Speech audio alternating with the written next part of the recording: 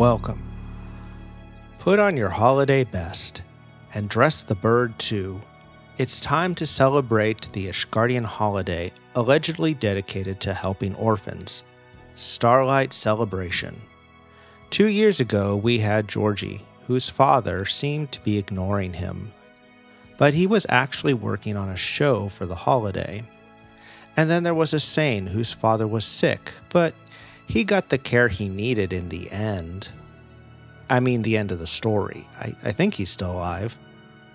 Anyway, maybe we'll have an orphan this year. Starlight Celebration is currently active and will end on Friday, December 31st. You can do all the quests for this event on any class or job level 15 or above. You need to get to Gridania, so you may want to get up to the MSQ quest, The Call of the Sea. Get yourself to Gridania and use the Aethernet to go to Maketo's Amphitheater. I love the new Aethernet interface. Note that 2 clicks are required to teleport to destinations in the list on the left. A single click will take you to any crystal you have attuned to on the map. The shop is right outside of Maketo's Amphitheater, and it's open right away, and is selling the Starlight Mobile, as well as 2 magic prisms for Gil. The Starlight Mobile is a wall-mounted decoration for your apartment.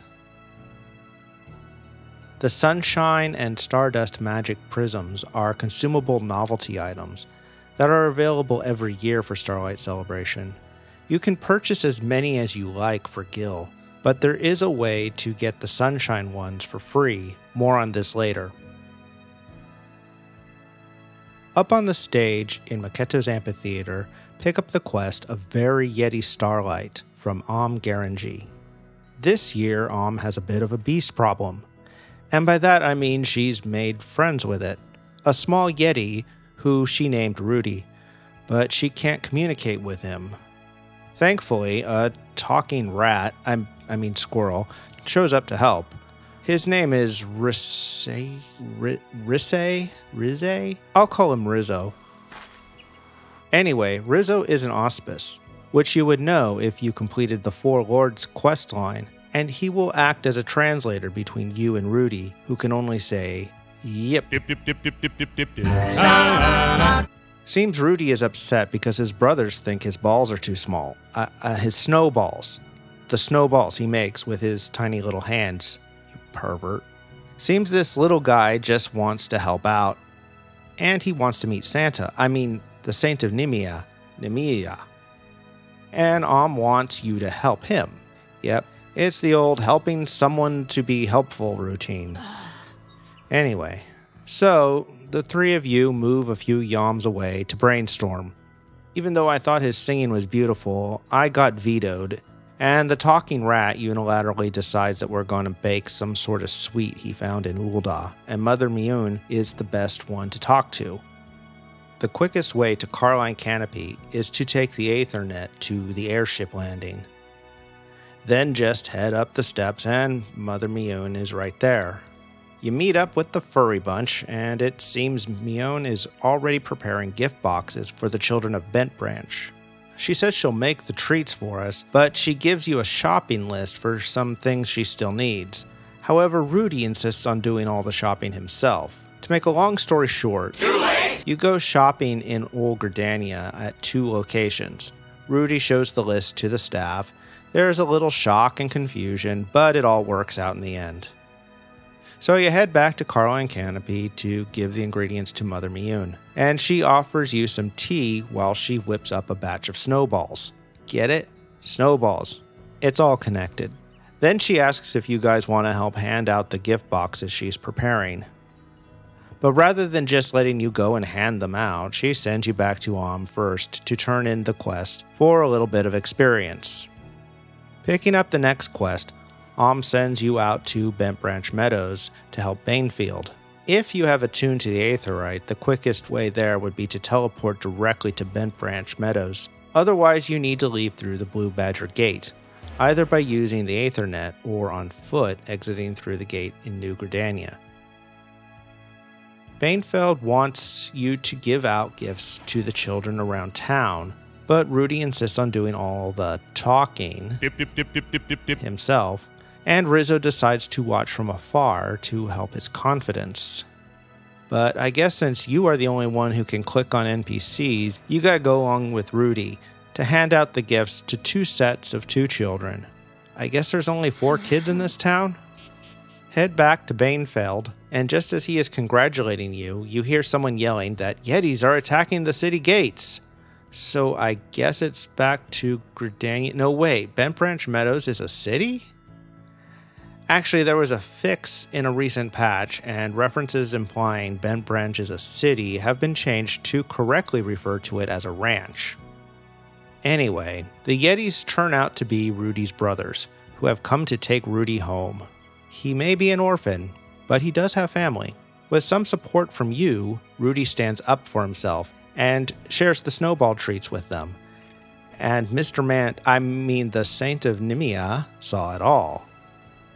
He even left a letter for Rudy telling him as much. Rudy goes home and Rizzo decides that he and you need to report back to You tell Rudy went home, and then Rizzo takes off, presumably back to the Far East, and gives you a little experience, 2 minions, and an achievement.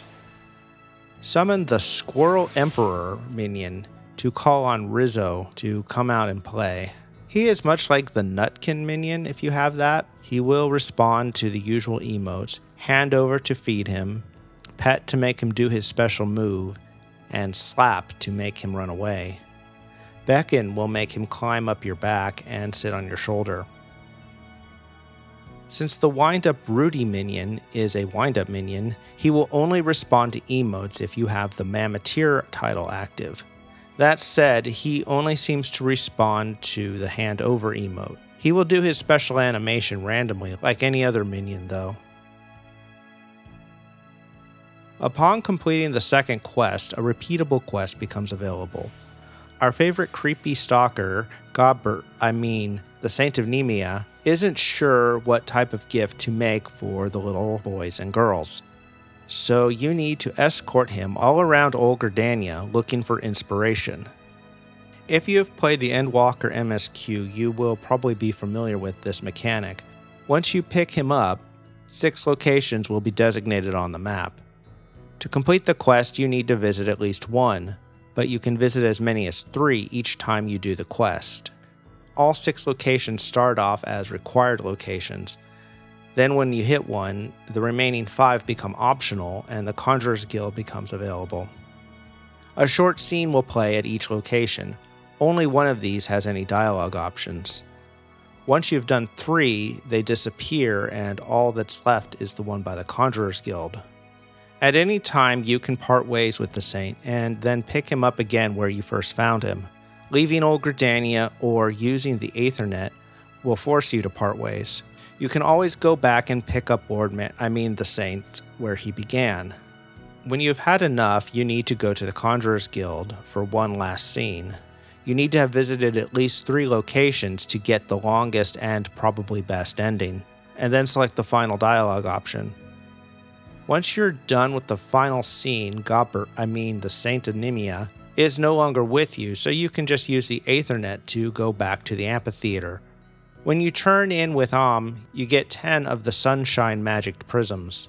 You can keep doing this to see all the scenes and try all the dialogue options, but if you want a lot of the prisms, you'd be better off buying them for Gil from the holiday vendor. They did not add the option of repeating this event as they did with recent crossovers, so it seems they intend to only use that feature for crossovers and not holidays.